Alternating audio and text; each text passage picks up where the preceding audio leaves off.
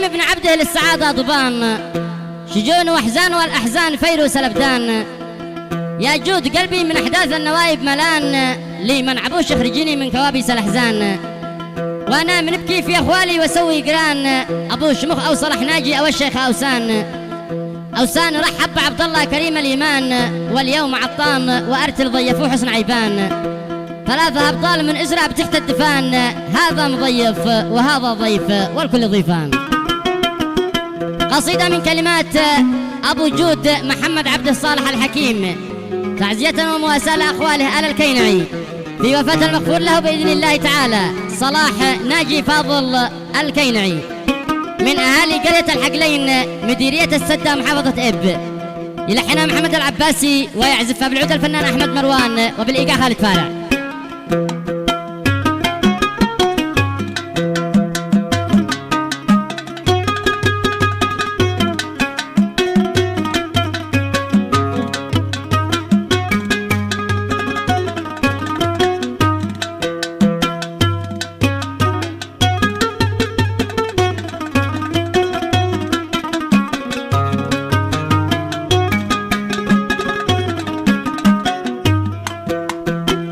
جليت يا من جعلت الأرض دار امتحان، يا ماسك السبع فوق السبع من دون عمدان، باقي مهيمن لوحده وكانت والكل فان، عزيز قهار عالم حاطي علمك بالاكوان، عزيت ذليت اخذت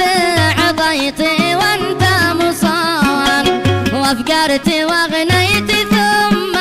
ضحكت وبكيت الاعيان.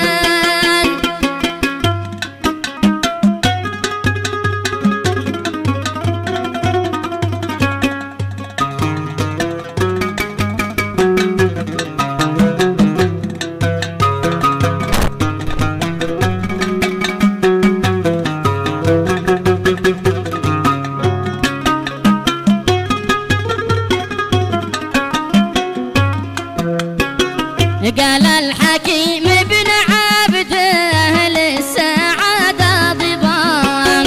شجوني واحزاني والاحزان فيروس الابدان، يا جود قلبي من احداث النوايب ملان،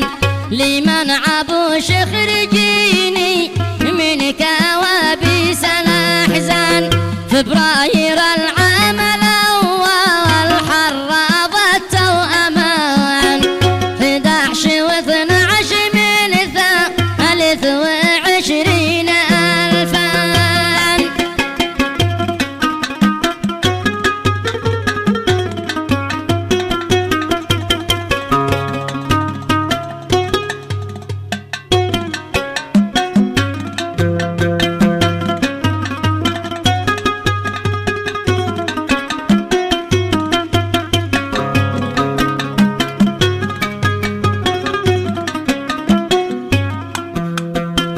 هذا سهر في لظاها هذا بكيره ولان، كأن هذا لهذا قد طرح رقم عنوان، نشفت دموع الثكالى ناعمات البنان، خدودهن سود مثل الفحم والدمع نيران، نوفمبر الشهر والرامين النيان، وشهر ديسمبر الحالي ساق الدمع وديان.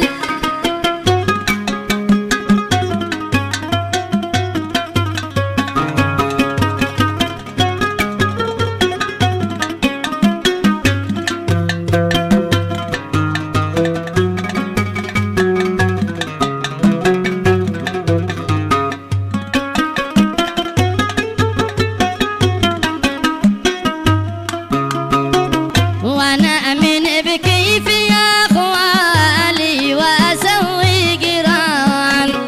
ابو شمخ او صلاحنا اجيء والشيخ اوسان، اوسان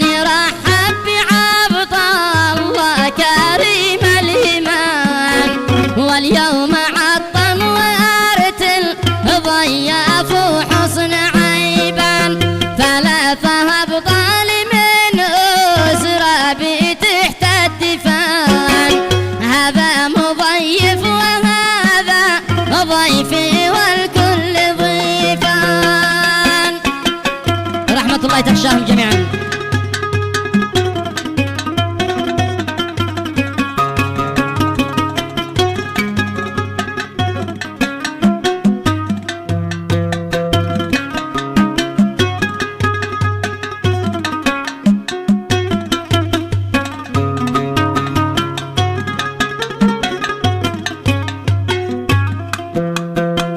ثلاثة أبطال من أسره بتحت الدفاع،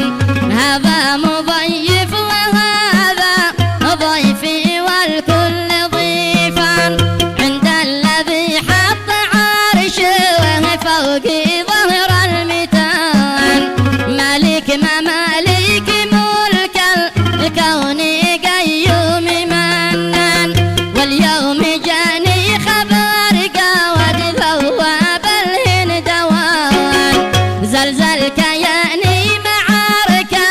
أني بصاروخ طوفان، جاني من العاصمة صانع الأبية بيان، يا جود شوقي وما كان به ما عبوش آذان.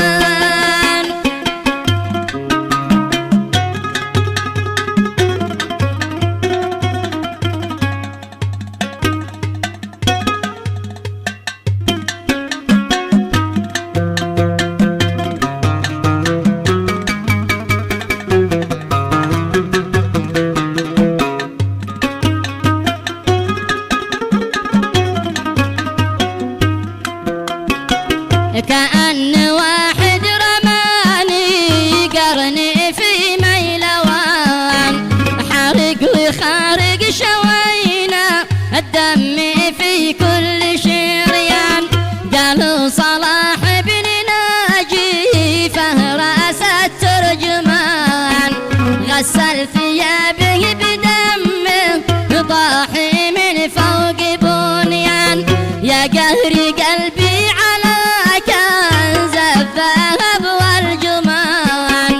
أكرم وأشفق وأطيب شخصي ما ناشي غلطان، رحمة الله تخشاه وأسكنه ربي فسيح جناته.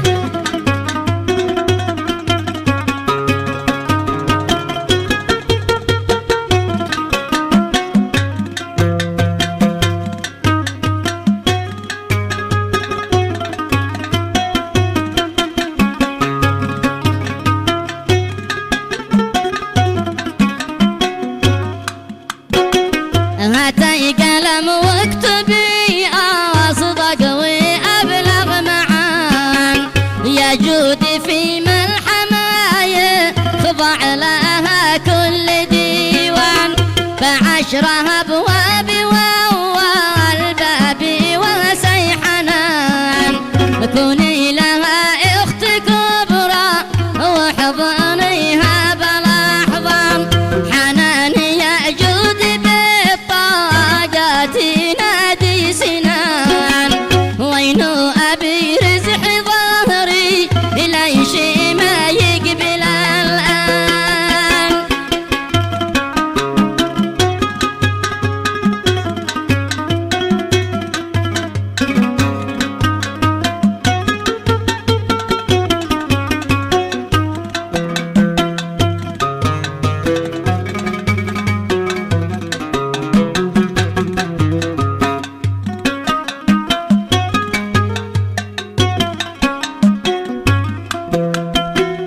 تصرخ ل70 صنعاء ربي المستعان، وانسار بقال في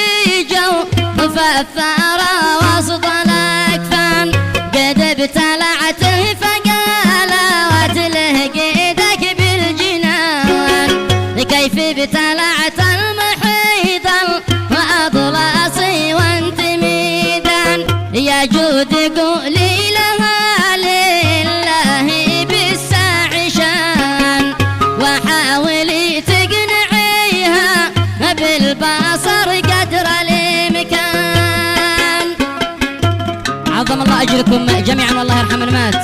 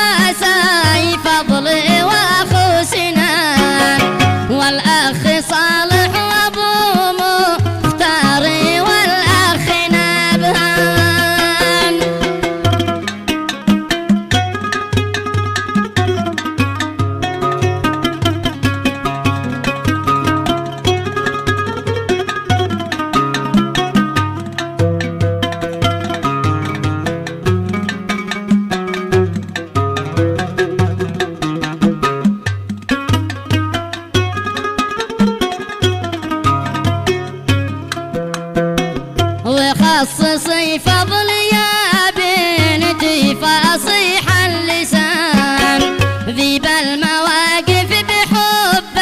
القبيله مدمن ادمان ينضح سحاب الشهامه راس ابو عسقلان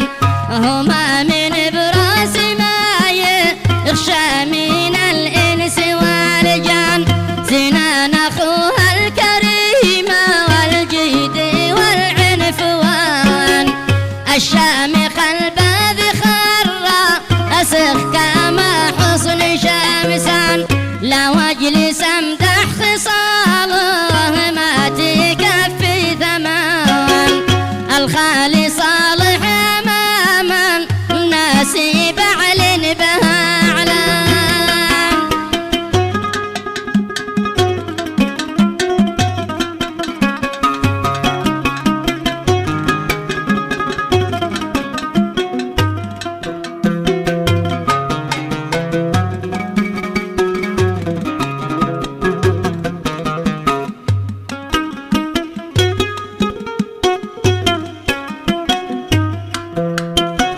ورابع البوب بابا والعقل والاتزان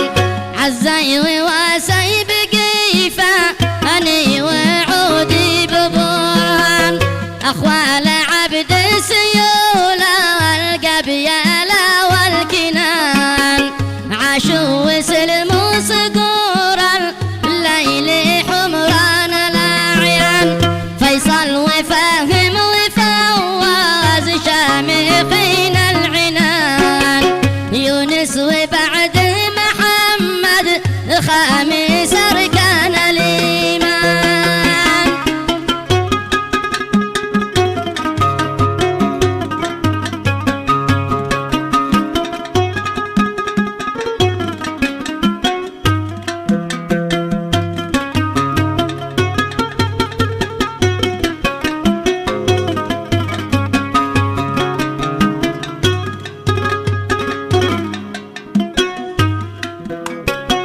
وخامس البوب بابا والقهر وحزن مكان عيال صلاح ذي قلوب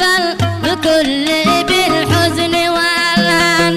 الشيخ عبد الصلاح والعسجاد الصولجان كبير الاخوه وراس المال لامه والاخوان وسيه والعز براسي والبهلوان محمد الله لا ذل له لمخلوق اوهان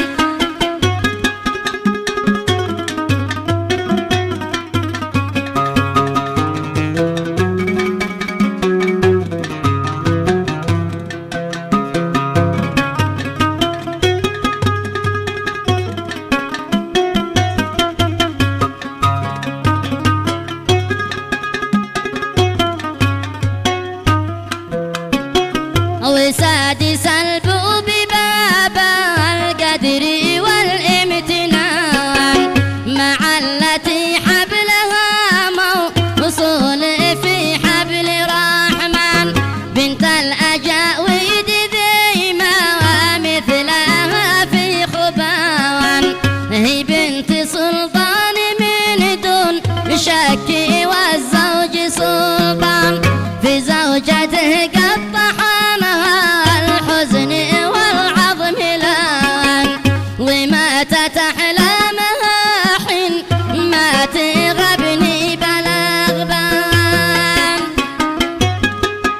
الله يرحمه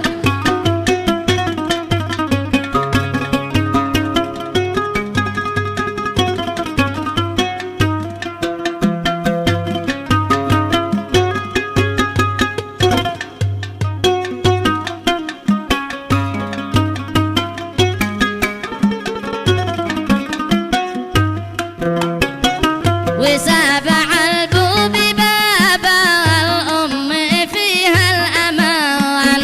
ذي أثقلت 9 أشهر ودليت الضرع حولان لو تعرفي كيف قلبها الأم بعد الضنان يا ربي ينزل لقلب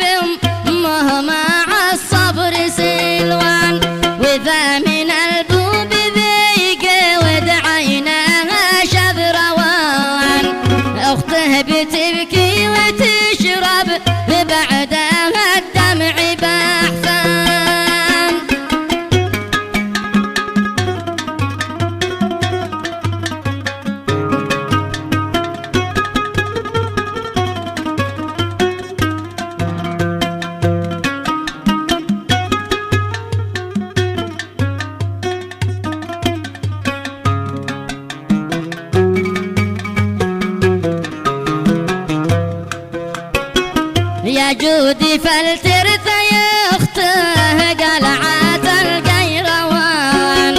فالأخت يجود مثل الأم واحلف لشيمان، وتاسع البوب به يجود كسب الرهان، لكل من جبر أخوه علي وشيع بجثمان، من ريف أو من مدينة وأي إنسان كان، مأجور والسعي لهما اشكور من دون حسبان.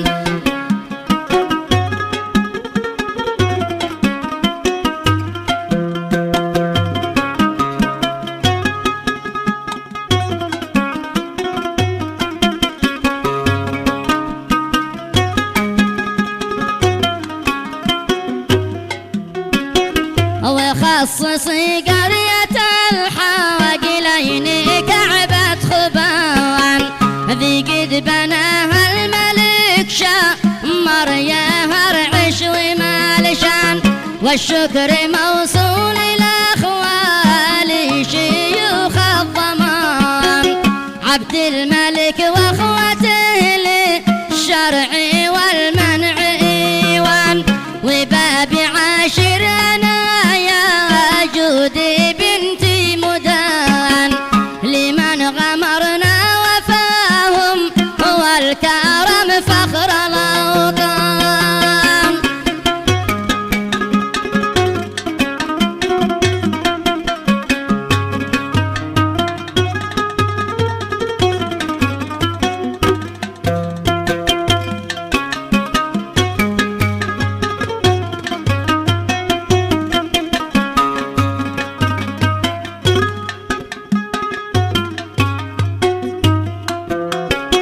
وباب عاشرنا يا جودي بنتي مدان، لمن غمرنا وفاهم هو الكرم فخر الاوطان، لآل مياس جمع الشكر والامتنان، اولهم الحج محمد ذي غمرنا بالاحسان، وللجمال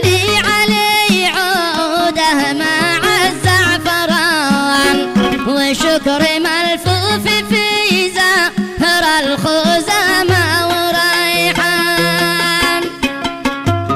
ونعم بالجميع والله ونعم.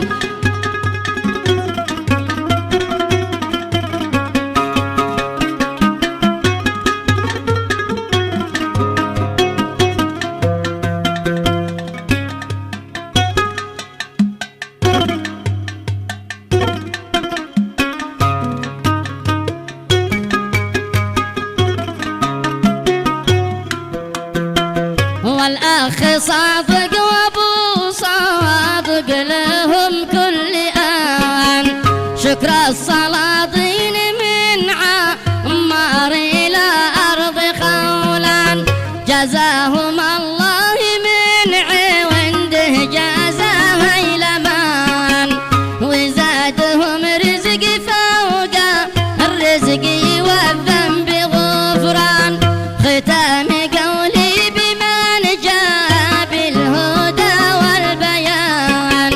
ختم الرسل منبر القرآن سلطان الأديان،